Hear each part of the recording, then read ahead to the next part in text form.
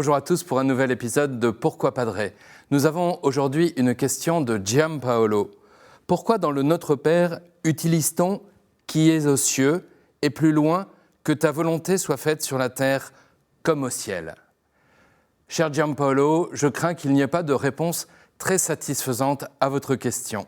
Ce même mot biblique, au singulier ou pluriel, ciel ou cieux, désigne la même réalité. Et ce n'est pas un lieu, comme on parlerait de l'espace où flotte notre compatriote Thomas Pesquet. Mais c'est une manière d'être, non pas l'éloignement de Dieu, mais sa majesté. Notre Père n'est pas ailleurs, mais il est au-delà de tout. Alors commencer cette belle prière par ces mots « Notre Père qui est aux cieux » est une manière pour Jésus, qui nous apprend cette prière, d'élever notre regard vers plus grand que nous. C'est en effet ce que nous affirmons de Dieu, qu'il est infini, qu'il nous dépasse infiniment. En même temps, nous savons que Jésus est venu sur la terre, non pas pour en faire des cieux, mais pour nous désigner une autre patrie. Notre cité à venir se trouve dans les cieux, et la terre est le chemin qui nous y conduit. La deuxième phrase du Notre Père qui nous parle du ciel dit ceci : « Que ta volonté soit faite sur la terre comme au ciel ». Comment la volonté de Dieu est-elle faite au ciel ? Eh bien, parfaitement. Les anges et les saints sont dans une parfaite obéissance d'amour à Dieu Trinité. Notre prière est donc que la volonté de Dieu soit faite sur la terre comme elle est faite aux cieux. C'est donc une sacrée ambition que Jésus nous enseigne ici.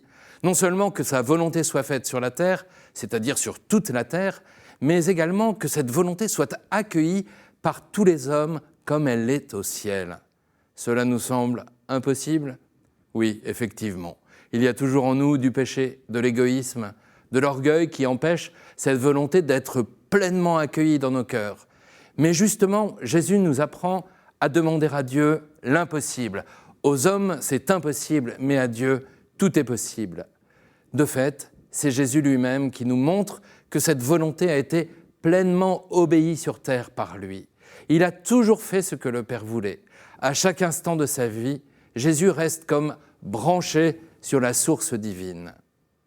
Et c'est aussi très important de regarder Jésus ressuscité, puis monté au ciel ou aux cieux. Il est notre terre, notre tête, et là où il est, là aussi nous serons, puisque nous sommes son corps. Parler des cieux, c'est donc parler à la fois de notre avenir, mais aussi de notre présent, puisque la tête et le corps sont liés. Alors, je trouve qu'il y a un lieu sur terre où le ciel est visible, c'est la célébration de la messe, comme si Dieu nous soulevait le voile de l'infini. Dès maintenant, cher Giampaolo, adoptons les habitudes du ciel, là où règne l'amour. Comme le disait un des écrits les plus anciens du christianisme à propos des chrétiens, « Ils passent leur vie sur terre, mais sont citoyens du ciel ». Giampaolo, au ciel, aux cieux, soyez-en sûrs, c'est vers là que vous marchez et c'est là que vous avez déjà une place au singulier, avec toute l'Église dans laquelle se réunit l'humanité au pluriel. On peut poser d'autres questions en envoyant un mail à l'adresse pourquoipadre@ktotv.com ou alors sur les réseaux sociaux. Vous retrouverez cette vidéo et plein d'autres sur ktotv.com. À bientôt.